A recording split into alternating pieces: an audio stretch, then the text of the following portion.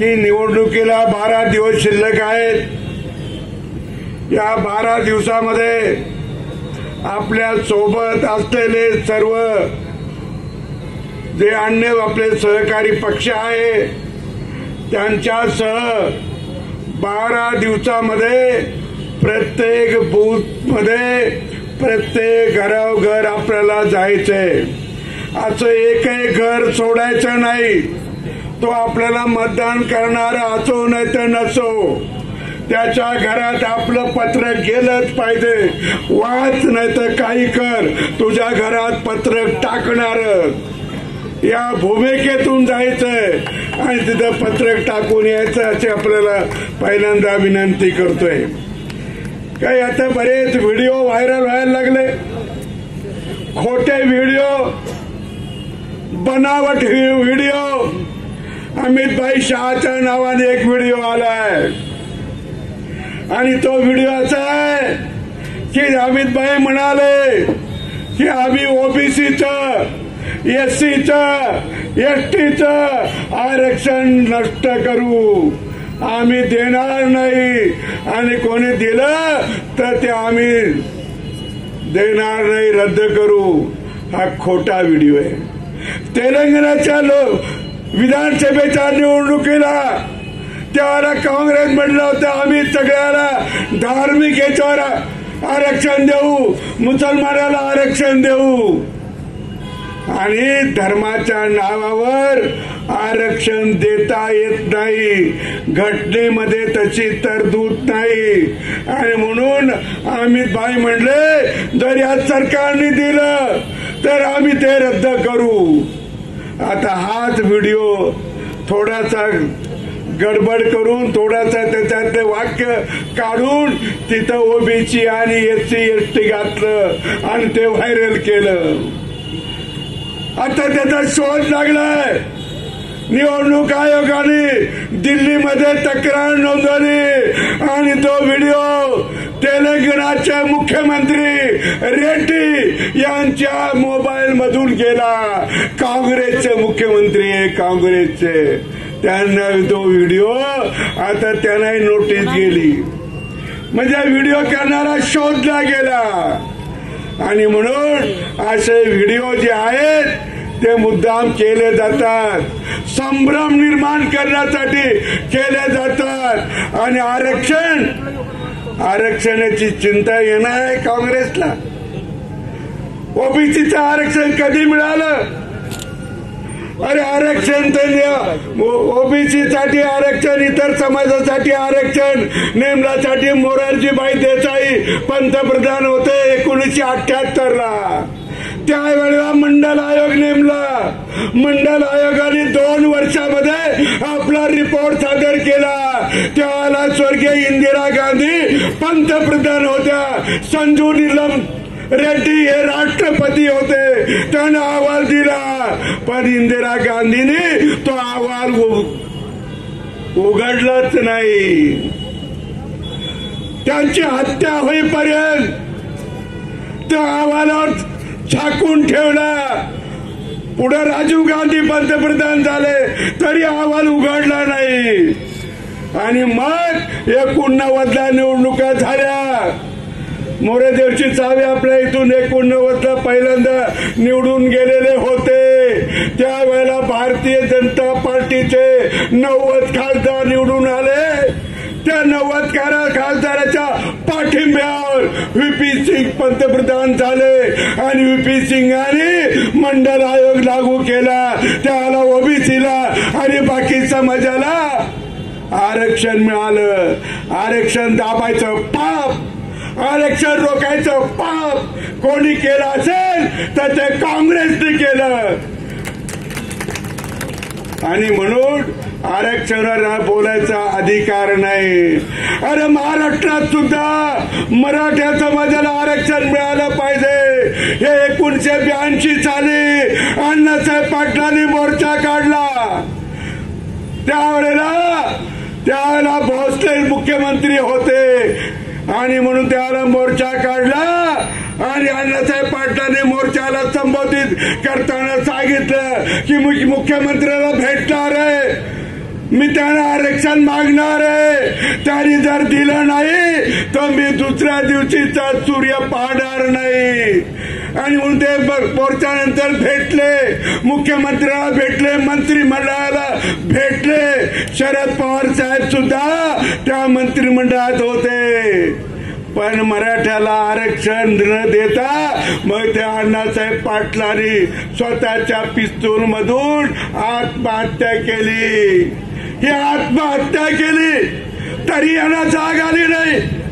2004 पासून मराठा समाजाला आरक्षण मिळावं म्हणून अनेक जणांनी अर्ज केले, विनंती केल्या, तरी काय केलं नाही. 2014ची निवडणूक हरल्यानंतर मग यांना जाग आली. आणि त्याच्या आधी विधान परिषदेमध्ये 2012 साली विनायक मेटेंनी लक्षवेधी लावली. आणि त्या लक्षवेधीमध्ये तिने दिवसभर सभागृहामध्ये गोंधळ घातला. 5-7 वेळा सभागृह स्थगित झालं. मुख्यमंत्र्यांनी यावर उत्तर द्यावं, पण मुख्यमंत्री पृथ्वीराज बाबा वरच्या सभागृहात गेले नाही. फौजिया खाननी उत्तर दिलं. एका वेळेला तर शिवाजीराव मोघेंनी उत्तर दिलं. अरे त्याच वेळेला आता काँग्रेसचे उमेदवार कल्याणरावजी काळे हे सभागृहात होते, खालच्या सभागृहात होते. त्यांनी मराठ्याच्या आरक्षणासाठी एक शब्दही उच्चारला नाही, एक शब्दही उच्चारला नाही. आणि आता गावगाव सांगतात, गावगाव लोकांना लावून देतात. असला उद्योग काँग्रेसने केलेला आहे. आणि म्हणून आरक्षणासाठी त्यांना काही घेणं देणं नाही. लोकांना उचकावणं एवढं त्यांचं काम आहे. दुसरी गोष्टाचा बाबरावने उल्लेख केला. राहुल गांधी रोज सांगतात की संघाने आणि भारतीय जनता पार्टी ही घटना बदलायला निघाली. अरे या काँग्रेसवाल्यांनी बाबासाहेब आंबेडकराला घटना समितीवर सुद्धा जाऊ दिलं नाही. 1946 साली घटना समितीवर महाराष्ट्रातून बाबासाहेब आंबेडकर काँग्रेसने पाठवले नव्हते. बाबासाहेब आंबेडकर हे बंगालमधून, तिथं मंडल नावाचे आमदार होते, त्यांनी 5 मागासवर्गीय आमदारांना एकत्र केलं आणि त्याच्या आधारे बाबासाहेब आंबेडकर हे घटना समितीवर पहिल्यांदा गेले. पण 47 साली देश विभागला. त्यांचा जो परिसर होता, बाबासाहेब जिथून निवडून आले होते तो बांगलादेशात गेला, पाकिस्तानमध्ये गेला, बाबासाहेबांचं सदस्यत्व गेलं. परंतु त्यावेळेला सरदार वल्लभभाई पटेलनी महाराष्ट्राच्या मुख्यमंत्र्याला फोन केला आणि सांगितलं की बाबासाहेबांची गरज आहे, बाबासाहेब घटना समितीत असले पाहिजे. बाळासाहेब खेर नावाचे मुख्यमंत्री होते आणि मग त्यांनी एकाला राजीनामा द्यायला लावला. बाबासाहेब पुन्हा घटना समितीत आले. बाबासाहेबांची घटना याचा वारंवार उल्लेख केला जातो. बाबासाहेबांनी घटना ही राष्ट्राला समर्पित केली. बाबासाहेबांमुळे घटना पूर्ण झाली. पण बाबासाहेबांना 1952च्या निवडणुकीत काँग्रेसने बिनविरोध सोडत त्यांच्या विरुद्ध प्रचार केला. पंडित जवाहरलाल नेहरूंनी प्रचार केला, त्यांचा पराभव केला. बाबासाहेब आंबेडकरांचा पराभव केला. 54 साली ते भंडाऱ्याला उभे राहिले. संघाच्या लोकांनी त्यांचा प्रचार केला. दत्तोपंत ठेंगडी तिथं प्रचारक होते आणि त्यांनी त्यांचं पूर्ण वेळ काम केलं. श्री गुरुजींनी सांगितलं होतं त्यांना. परंतु बाबासाहेबांना काँग्रेसने निवडून येऊ दिले नाही. आणि आता सांगतात राहुल गांधी की बाबासाहेबांची घटना बदलायला लागले. एवढा पुळका आलाय तुम्हाला. आणि म्हणून मला आपल्याला आवर्जून सांगायचंय की असे व्हिडिओ आहे, असे बोलणं आहे, तर याच्यावर आपण लक्षात ठेवलं पाहिजे. अनेक लोक बोलतात तेवढा वेळ नाही, अनेक जणांचे मुद्दे माझ्याकडे आहेत, पण आता मी तेवढ्याच जाणार नाही. आणि म्हणून मला असं वाटतं की ही जी निवडणूक आहे ही कार्यकर्त्यांनी लढायची निवडणूक आहे.